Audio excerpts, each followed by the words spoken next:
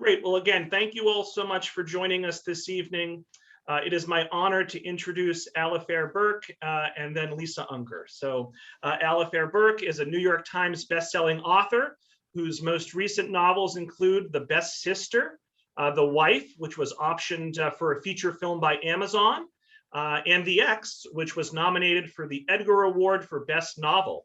She is also the co-author of the best-selling Under Suspicion series with Mary Higgins Clark.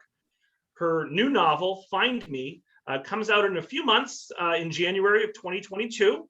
A former prosecutor, she now teaches criminal law and lives in Manhattan and East Hampton.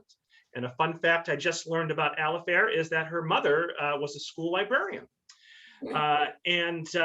Certainly last but not least, again, my honor to introduce Lisa Unger, who's a New York Times and internationally best-selling author. Her books are published in 26 languages with millions of copies sold worldwide.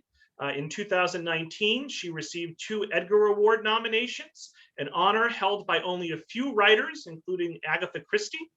Her work has been named on best book lists from Today, People, Good Morning America, Entertainment Weekly, Amazon, IndieBound, and many, many others. She has written for the New York Times, the Wall Street Journal, NPR, and Travel and Leisure. She lives in Florida with her family. And again, a fun fact that I just learned about Lisa is her mother was also a librarian. So this is making my night tonight. So all of us who are here live on the Zoom call, those that'll be watching on Facebook and those that will watch on demand, let's give a big virtual round of applause to Lisa and Alifair for joining us here tonight. And ladies, you can take it away. Thank you so, so much. Thank you for that great introduction. Thank you so much. And thank you all for being here. It is my honor and pleasure to be here to be in conversation with my good friend, the very talented Lisa Unger, whose new book is brilliant, Last Girl Ghosted. And I think I always tell you, I think this is your best yet, but this one, I think this might be my favorite, so far. So congratulations. So for those. Yeah. Oh, I was just saying, thank you. Should I appreciate launch you. Right in? So sure. For the title, if people looked at it too fast, it's a little blurry and it has the word ghost in it. It is not a ghost story. So for people who don't know what ghosted as a verb means, what is ghosted? So yeah, so ghosted is one of the words that, well, I mean, I think we probably all know that in the lexicon of online dating. It's probably the one we know the most. There's a very colorful lexicon that surrounds online dating, but ghosted is basically what happens when, somebody with whom you have been communicating or somebody you have been seeing completely cuts off all contact with you. There's no return text, no return phone calls, you're blocked, maybe even from social media.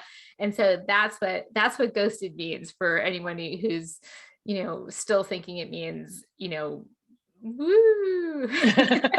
It is not a woo-woo book. It is an online dating book. So I'm going to go in reverse order of the 3-word title. So yeah. Who is the girl who gets ghosted? Wren. Tell us more about Wren. I will. I'll tell you a little bit about Wren, and I'll tell you about what happens to her. So when we first meet Wren, we learn pretty early on that she is an advice columnist, and she's living in New York. And she comes from a very dark past. She comes from a traumatic past. I mean, of course she does, right? It's a Lisa Unger novel. If there wasn't a little trauma, we wouldn't know what to do with ourselves. And she's moved on from this life. She has, through a series of events that are sort of unfold as the book goes on, she has moved into a life that she has created for herself. And she's successful. She's very successful with a podcast and a blog. And she's chosen people who are like the family that she wants in her life. But her best friend Jack kind of is like, you're lonely. You haven't been with anybody in a really long time. And she pushes her into the online dating world. And Wren's is a little bit reluctant because she's not she's got some trust issues. And so she has a couple of underwhelming encounters. And then she meets Adam. And when she falls for Adam, she falls really, really hard. And she thinks it's love. She thinks he's the one. And they have like sort of a white hot romance. And then after a particularly romantic evening, he makes a request.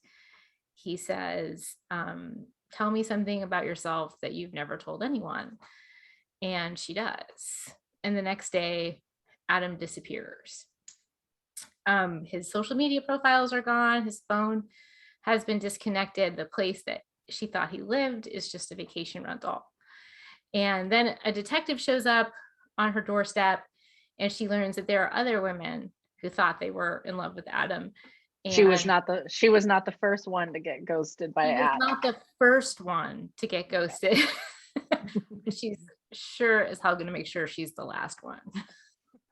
So now we are all 3 words of the title. Now we got all 3 words. It really does. It sums it up. She's not going to let anyone else get ghosted by Adam again, and she's going to find out the truth about what's going on and where he went. It's always hard to talk too much about story and plot with a thriller because you don't want to give things away. But one of the interesting decisions I thought you made was, out of many of them, is it's not that we find out more about Ren. You referred to her past. We find out a little more about in real time as she learns things about Adam. We learn them too, but we also learn more about the women he ghosted and what happened to them from their point of view, not just from what Ren learns about them, but we actually get their backstory too. Right. Why was that important to you that we know who these other girls were too? Well, I feel like, a lot of the things that sort of present in the book as choices are not, they're not really choices, because of the way or they don't feel like choices, I guess is a better way to put it, because I write without an outline and I don't know who's going to show up day to day and I don't know what they're going to do. I don't really know fully what my book is about, and I certainly don't know how it's going to end. So I hear voices, like I have a thing that happens where there's like a seed or germ, and then there's like a lot of research that I get obsessed about something and want to learn as much as I can about it, and then I start hearing voices. But I heard the voices of these women, not as a choice, but just as another layer of the way the story told itself. Like all plot for me flows from character. And so each voice was important because each person is important. So much in crime fiction, focuses on the male perpetrator. And, my books are always about, the people who have maybe been victimized, but they're not necessarily just victims. They have a lot of layers and a lot of reasons why they may have wound up in the position that they wound up. So when I heard these voices, it just felt like a very significant piece of the story, like who they were and how, throughout the progression of the book, without saying too much, each like sort of vignette about the woman that I'm talking about at the time ends at exactly the same point. And so I wanted that to be almost like breadcrumbs, to how Ren was going to progress through the story in a more fleshed out sort of way, if that makes sense. Yeah, it does make sense. You said you do a lot of research. What research did you have to do for this book? Did you go online dating? Did your husband? Yeah, I did. I went online dating. My husband was like kind of mad about it. I had to pull from your experiences with online dating. I was going to say, do you happen to know anybody who met her husband online? In fact, I wrote about you in one of my little behind the book essays, saying that it doesn't always end horribly. In fact, for my good friend, New York Times bestselling author Al Fair Burke, she met her wonderful husband, who's also her really good friend Sean Simpson, and they're an amazing couple. So it's not always dark and twisted in the subject for a crime novel, but a lot. It can be. It is for us. The first novel I wrote after I met him was about online dating. So it's like, yeah, of course course that's what we're gonna do with it. So Of course. I uh, mean, what else? I mean, it's like we can't even think about anything else except like the dark ending. But you know, I had this conversation with a really young friend of mine, and this was like kind of that moment, that like germ for the story. And she was talking about how you know, how she just felt that there was like, you know, she'd go on these apps and there's this endless pool of choices. You know, it's like just swipe and swipe and swipe, and it's the next one and the next one and the next one. And she asked me, you know, she's like, how do you know? How can you know? How can you ever know if it's the right one, if you pick the right one? And something about that question really kind of stayed with me, and it actually kind of haunted me in a way, because I thought, God, it's just not the right question.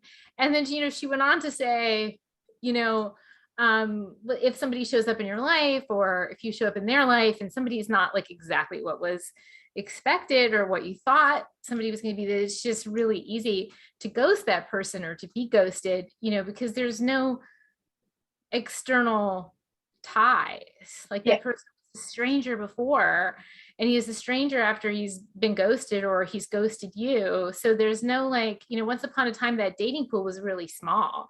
It was your town, it was your church, right? And it's like, but you're not going to wind up sitting next to your Tinder date's grandmother, you know, in church on Sunday, right. You know? And so there's no reason. Yeah. Right. Real world traditional dating, there was usually some accountability that if somebody does something really, really bad, they're going to have to deal with it, because one, you know where to find them, two, but also, you know, their friends, your mutual friends who set you up are going to hear about it, or you're going to see them at work and be like, oh, he's a bad guy. And that there was some reason to be accountable. But when it's completely contextless, right, then it's possible to just be like, need to see that person again, you know, ghost them, not even try to be polite about it. Right, you don't even try, you don't even have to try anymore. And I think that, you know, this is, you know, is one of the things. I mean, what interests me is not so much the online dating, is as how technology has rewritten this kind of ancient pursuit. I mean, like the pursuit for the mate is a primal one, you know. And now it's been rewritten, and like the pool has gone from this really tiny pool to like a global one. And you know, it used to be what you wanted from that encounter, it was, you know, the relatively small predictable choices, you know, courtship, marriage, and now it's just open to any appetite, you know. We could talk about this all night, because I had a conversation with some friends recently that we almost wonder if the generation of people who primarily date this way, if it even changes what they think of as the boundaries of flirtation and what they, you know, that the kind of traditional ways of meeting in person and that sort of slow burn is now much more explicit, like that you're actually from the get-go talking about dating instead of having instead of work meeting your way there in person, and feeling that energy and that vibe. Well, I was like, you know, just a couple of years ago, Jeff and I, we went to a nightclub, which was like a very big deal for us, because, you know, we're parents, we don't get to do things like that. I'm about to say, I don't know the last time I've done that. So we went in Miami, we went to a nightclub, and we were absolutely blown away by the fact that nobody was looking at each other. Like everybody was literally like used to be why you went to the club. Right, looking at a picture of themselves while they were dancing. I was like, wow, that's a problem. There's no unusual. Right. There's no like there, you know, you go there to connect, or you at one point did go there to connect.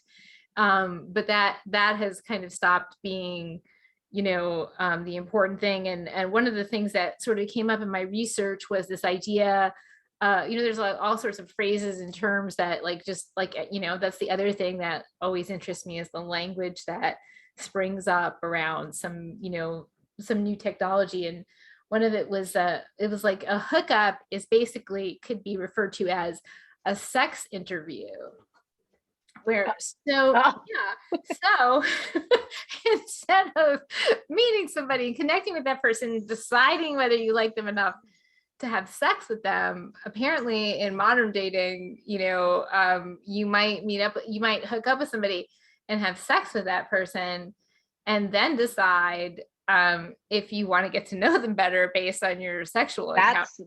That's not the traditional order that I grew up in. All of a sudden, here we are, very traditional married ladies. Like, really? That's so strange. But yeah, that's kind of the way. I mean, it does seem to be evolving, in that way. Well, I have to say that, part of what you have to pull off, you meaning you, not one, but you, given what you chose to do with your book, like the book doesn't work if she needs to care that she was ghosted, right? Because if he's just like a mediocre first date, or is someone she really didn't care about, if some guy ghosts you, then you would think the typical reaction would be like, oh, I guess he was more of a jerk than I thought he was. But like, so she has to really, it has to really feel legit. It has to really feel like a life-changing relationship. And because it's a crime novel, like you only have so many pages to make us think that, make you care. like we have to care about whether that, like and you have to with that believe relationship. that It has to feel real to us, and have to believe that it feels real to her. And you did that so well. Like, it's just that I don't know exactly how you managed to convince me in just a few pages. I was like, oh, she needs to be in love with him. Like, I had very strong feelings about it. Yeah, I mean, I think that, so Ren's voice was the voice that I heard, and it was my way into the book. And I really didn't know that much about her when I started hearing her. I knew that she had come from this kind of dark place. I knew that she came from, that her father was like a doomsday prepper. In fact, he calls himself a collapsist, meaning, that he believes that the world has already ended and that humanity just hasn't figured it out yet. And so that's kind of his idea about the world. He's a disturbed person. He's unstable. And he moves her and her brother and her mother from their kind of town life out into this remote property. And, he's doing it because he believes that they are going to survive the end days. So she grows up with this like kind of looming darkness. And then, that situation unfolds, and she we can't really talk about how, but after she's moved forward from it, she takes, like as we all do from our childhood, takes a big piece of that with her. And even though she's created this life, she's a bit cocooned. She's kind of cocooned herself in her home that she's rebuilding, and this life that she has. She hides behind her persona as Dear Birdie. Yeah, I want to talk about that. Yeah, she hides behind her persona as Dear Birdie, and so she's really young and fragile, and that's how, in some way, emotionally, she's very fragile. And so when she commits to him, or when she gives herself over to him and reveals this thing that she really has not shared with anybody, it is a big risk, and I found myself thinking about her, like just when I first started talking and started listening to her, like she's so attached to him. She's so involved. It's only been 3 months, but to her, it seems like a long time. And then I realized in the writing of it that she was actually talking to him. Like she's telling him what happened after he left. And that, made me wonder about her, like, from my perspective on her, like, is she, like that, it seems, it's like, she's so young. Is she unstable?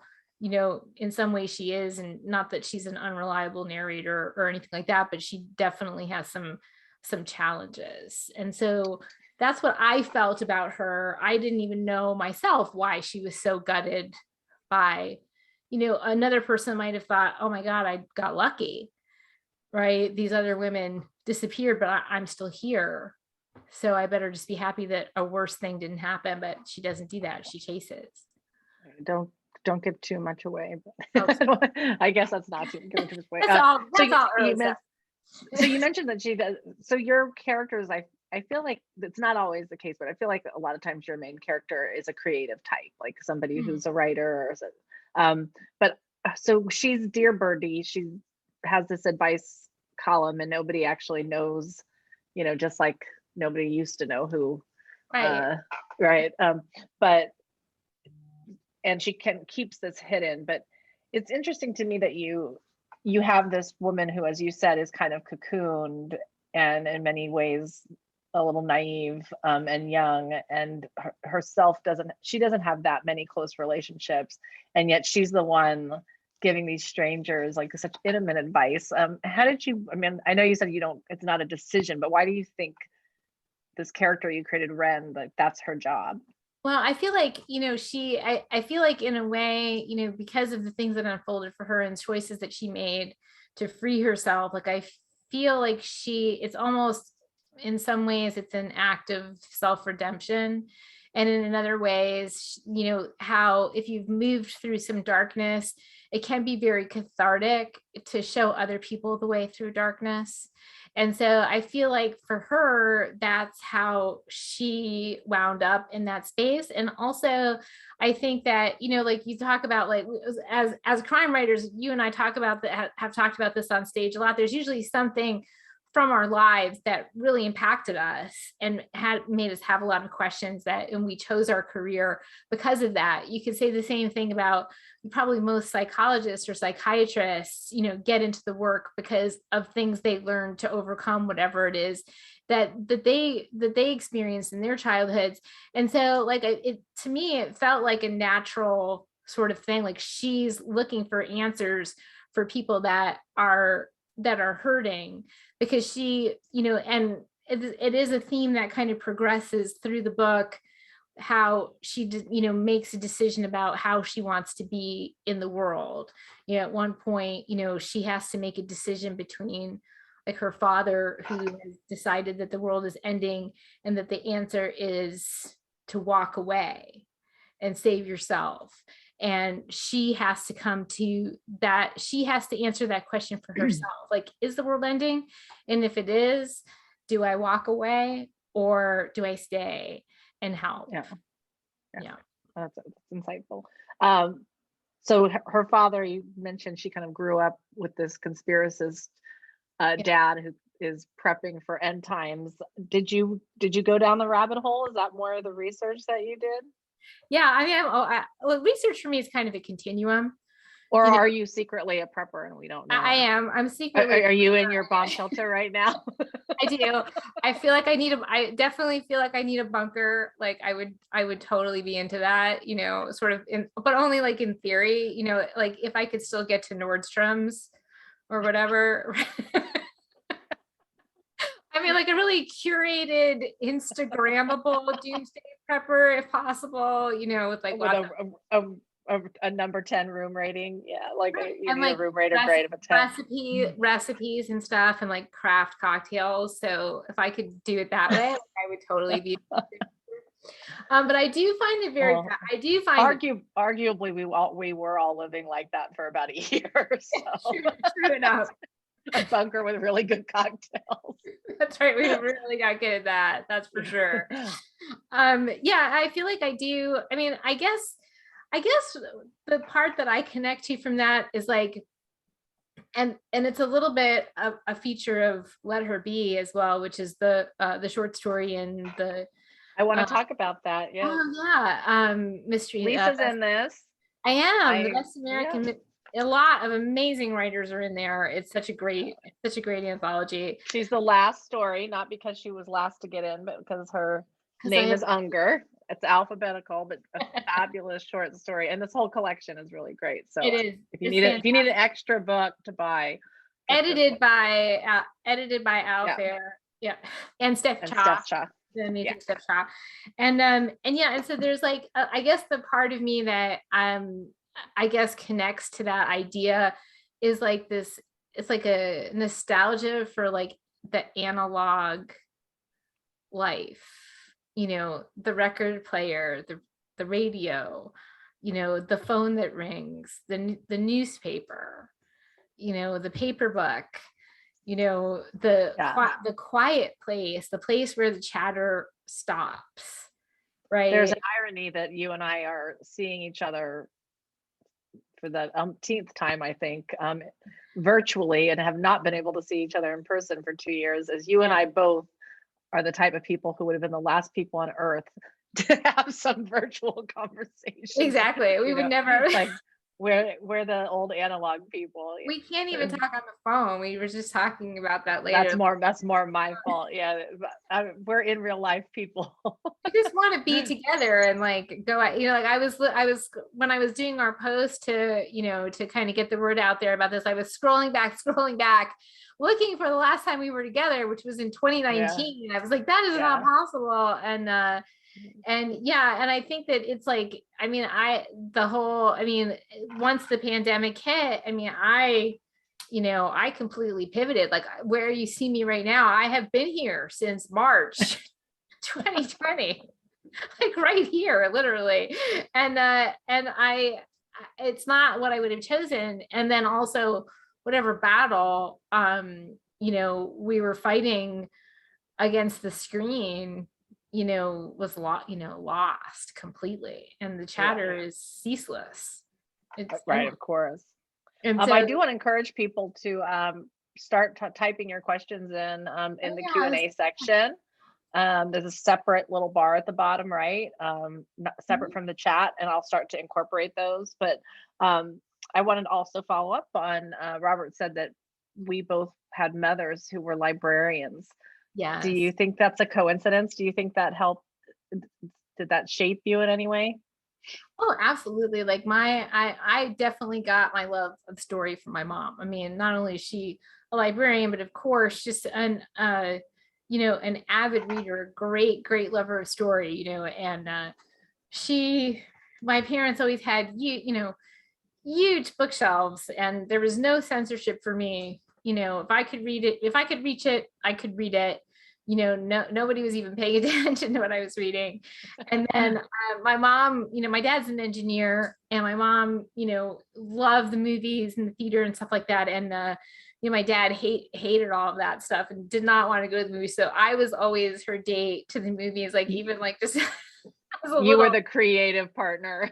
Yeah, as a little kid, like she would just take me to whatever movie, figuring like, well, you'll get what you get, and if you don't, and if it goes over your head, if it's not appropriate for you, it'll just go over your head. Of course, it wasn't going over my it wasn't going over my head at all. But I definitely, and I also spent a lot of time with my mom at the library, because she used to work the like after dinner shift, the 7 to 9 shift, and this is at the Chester Library in New Jersey.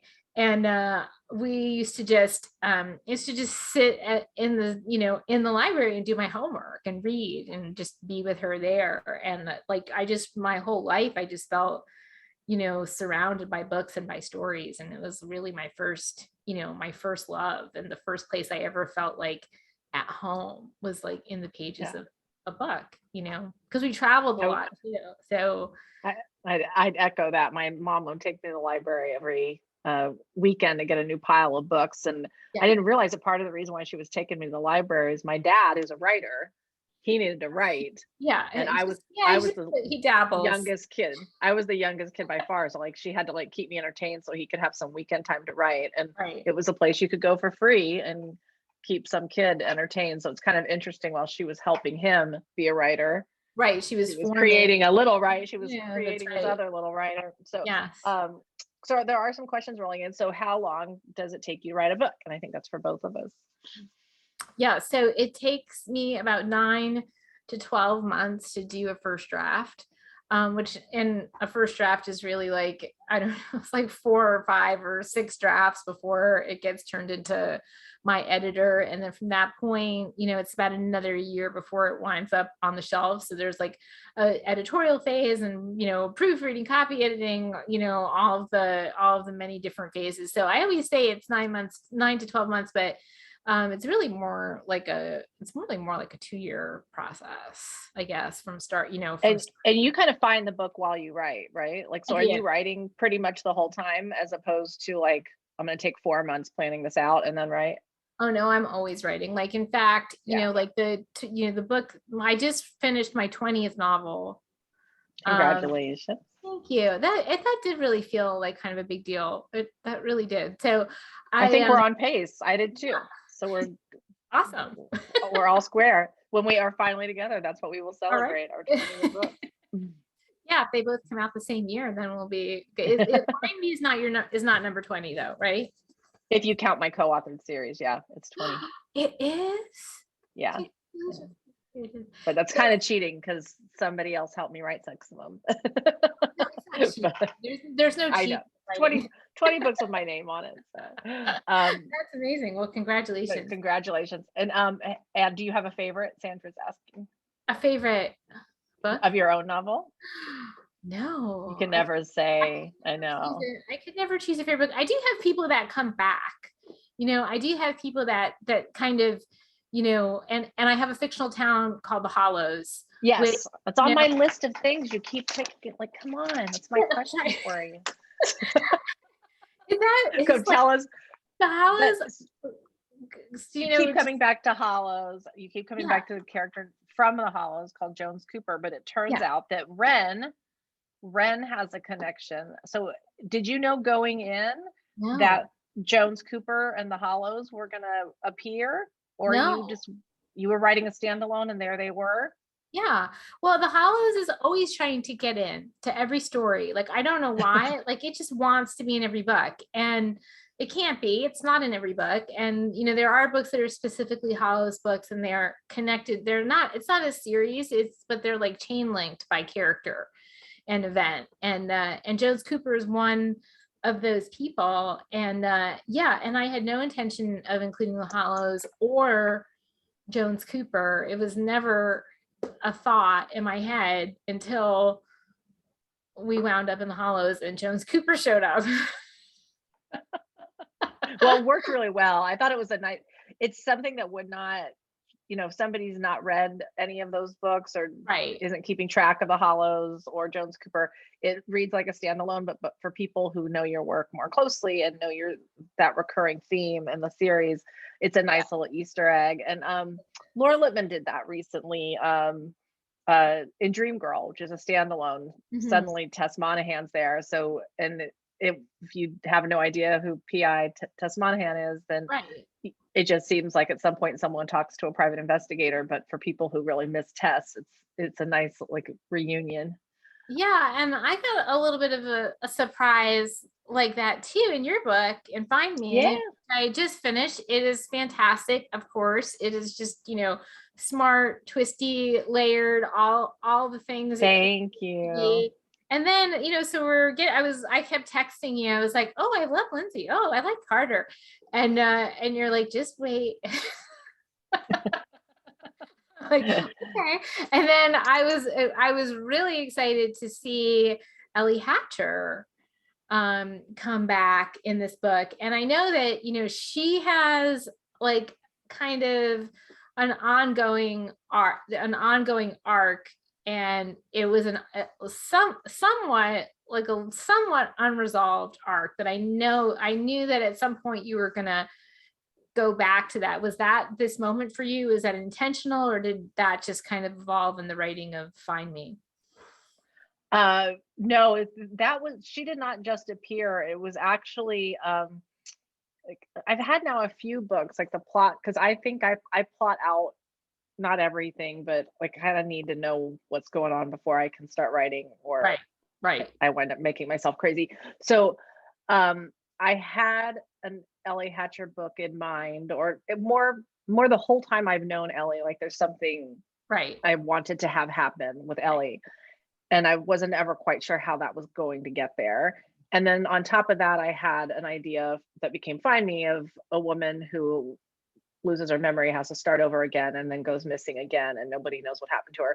And somehow those two like got together. Like it's like someone's peanut butter ran into someone's chocolate, and suddenly you had this delicious confection.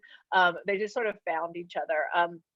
And I'm sorry, I did delete one person's question. I'm sorry, because it had a major spoiler in it. So please, when you ask your questions, don't reveal things. The books just came out, so most people probably haven't read it yet.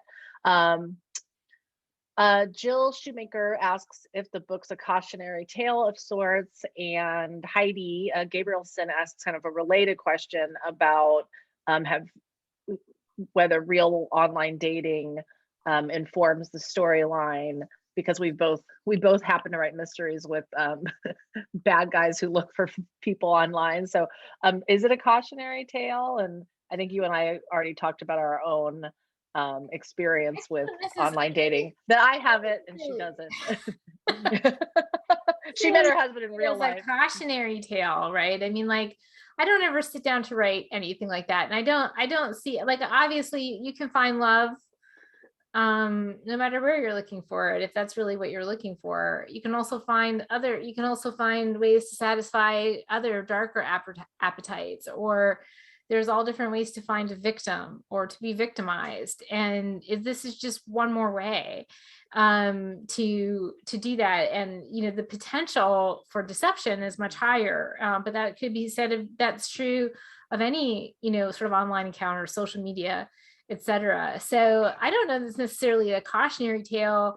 The book itself, I think, encourages, or, you know, one of the major themes is that, you know, the relationships between people are real world relationships. You know, we connect by being together, by seeing each other, by talking to each other, by, you know, honestly, you know, interacting with each other. And, you know, connection is made, you know, from a place of openness, and real relationships are messy and complicated, and conversations are hard sometimes, but that's real life. Those are the real relationships. Like your real life is what's happening between your curated Instagram posts, and between, you know, and after you've taken that online relationship into the real world. That's real life.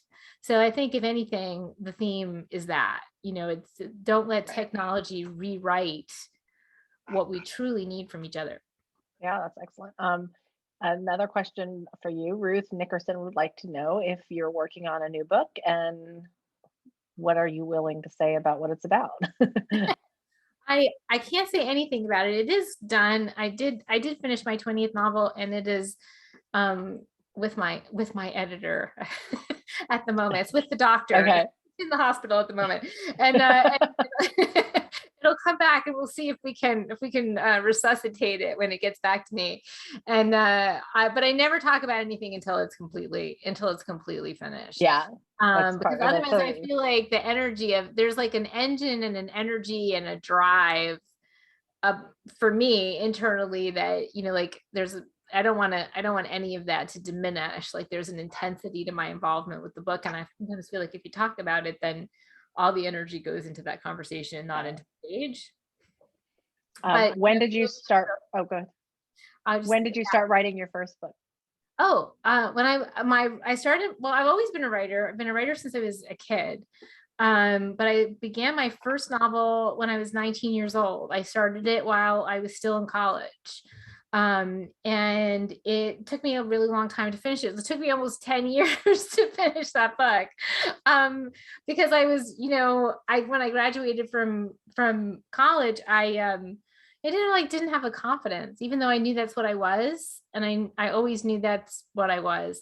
But, you know, my dad, again, was an engineer. And, you know, when the topic came up that maybe I was a writer, the answer to that was like, yeah, no, that's not a job. That's not a real job. People so get a real job.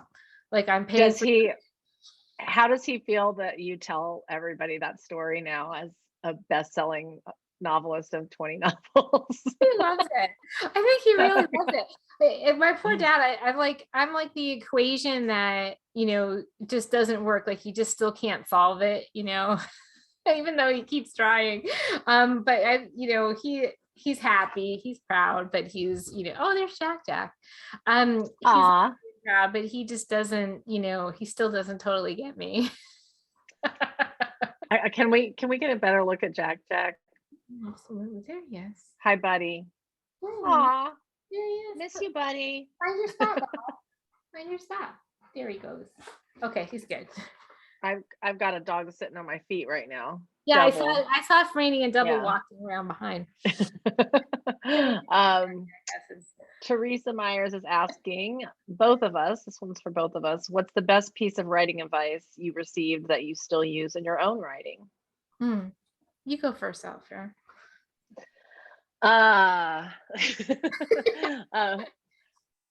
Very early on, it was actually not even a novelist, it was an academic, a professor said, you know, the way to be a successful working writer, you need to treat yourself like a successful working writer, even though you're not there yet, and kind of fake it till you make it. But that means give yourself a room, for example, or a desk or designated space, right? A room of our own. It means that you have to, Yeah. you can't treat it like a hobby, right? You have to treat it like a job, even though nobody's paying you yet. You've got to create time. It means having to tell your family sometimes, even if they are like, oh, isn't that cute? You're trying to write a book, which is how most people respond Right. when someone who's not yet published is working on a book. But you have to kind of create those boundaries to give yourself the time, but then you also have to do the work. Like you treat it like a job, and just get words down on the page. And even 20 books in, I still have to remind myself. I told you I take too long thinking about things before I start writing, and I regret it every single time, because the reality is that it's so much easier to rewrite and make things better than it is to build it up from scratch. So if you write a few pages every day, in a year, you're going to have a manuscript, if Exactly. you stay at it. So Yeah. how about you, Lisa? Yeah, I mean, I try to think about the best writing advice I ever received, because I feel like I've always been this. Like my brain has always just worked this way. But I think that probably if I had to pick something, it would actually be a book called The Artist's Way. And it's written by a woman named Julia Cameron, and she also has another book called The Right to Write, which is kind of in line with the advice that you received, where she says that we treat our unpublished writers as if they have an embarrassing case of unrequited love, like as if they think they might marry Tom Cruise or something like that, and that there's not a lot of space given to the writer who's aspiring. And so basically the book itself is like a class, and it teaches you how to just connect to that writer self, with various things like the morning pages where you just get up in the morning and start to write, which is something that I have always done. And or you take yourself on an artist date, which is like you go to anything that's like creative, or like a museum, or like or a play, whatever it is that nourishes you creatively, or like gives you that creative spark. You go and do that. And so that book was really something that I go back to again and again whenever I like sort of need inspiration, or like sort of just reassurance, or whatever it is. There are a couple of books like that I kind of go back to again and again, like Bird by Bird by Anne Lamott is another one I kind of go to. Like it's one of those books where you just open it and like just randomly, and like whatever page it's like the I Ching, like whatever page you open it to, like that's the advice you needed. Like I kind of feel like that those books are like those kind of books for me. Are you surprised sometimes, like when ideas hit you, like, and I don't even mean like an idea like, oh, that's my whole next book, but just Right. like these little things, like you think Yeah. that you're watching a movie, or you think you're cooking dinner, and just you don't even think, you think you're taking time off from your book, and that's when it opens up. Does that make sense? Absolutely. Yeah, all Yeah. the time. I mean, that's how I write every single book.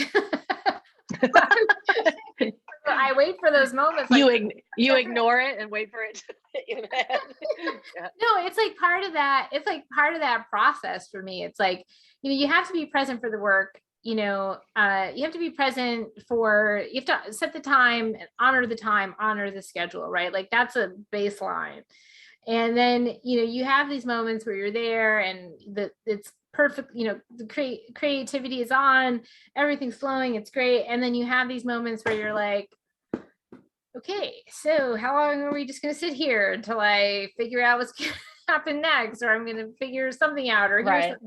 and then you're like, well, okay, I'm just going to go to the gym, right? Because sometimes you can't just sit there. You can for a while, but then eventually, if you have to, it's almost like you have to shake it loose somehow. So you can't get on social media.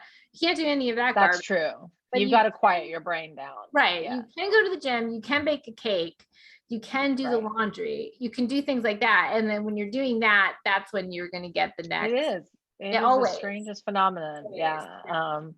And it's hard because sometimes I'll be like, oh, I'm stuck. I'm going to go to the gym, and I think I'm procrastinating. But enough times it's actually worked out. Absolutely. It doesn't. You're right, though. You're not going to find it talking No to your friends Twitter. on Twitter and Instagram. Yeah. I guarantee no one ever had an epiphany while reading tweets.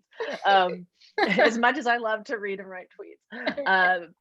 Elizabeth Hess was asking, is there a certain type of character that you find most challenging to write? Or you said, and I've heard you talk about this before, that you find plot through character and it's always the characters who are leading you on the way. Yeah. But are some of them like just kind of showing you the way and you have to like, it's difficult to.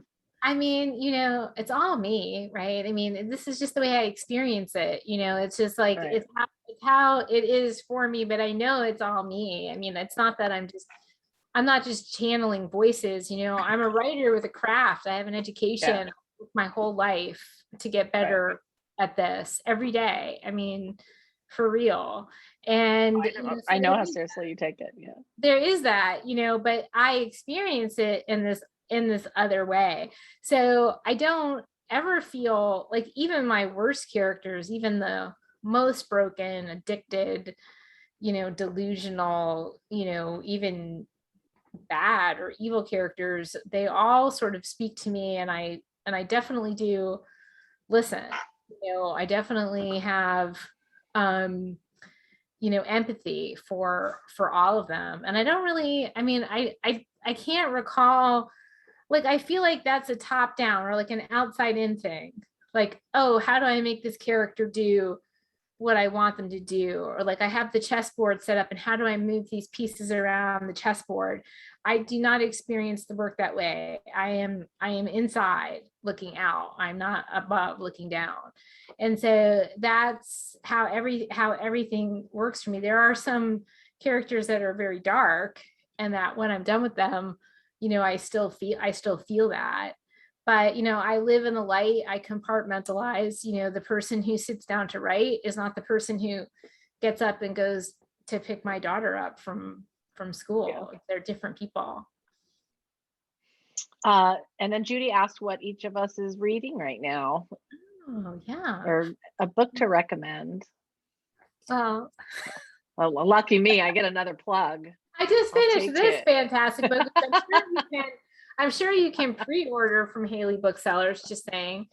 You'll definitely want to read it. I know that you're a fan of another book that I just finished. Well, actually not just, but a couple months ago, Allison Galen's The Collective. I was going to recommend that same one.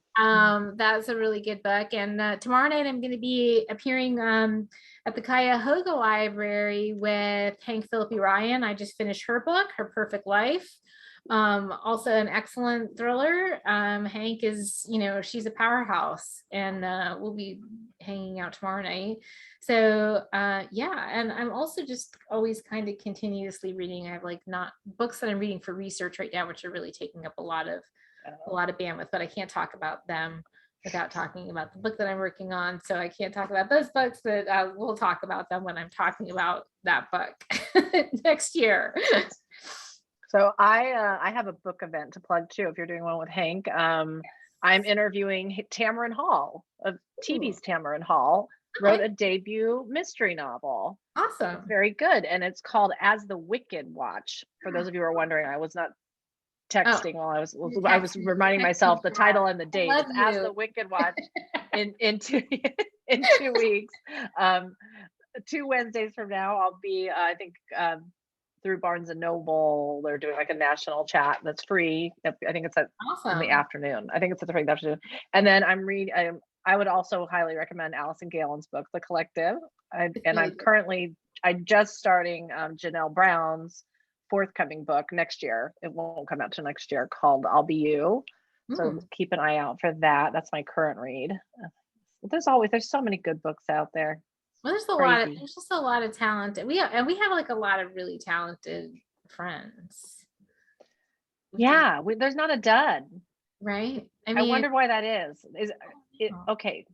What's the theory there? So we were saying we have a lot of writer friends, and they're actually like, not all writers are like able to write 20 good books. Some people, but it seems like all of our friends are doing really well, and the books get better and better. So do we meet not as good writers and we don't like them, or are we biased? Are we just drawn to each other?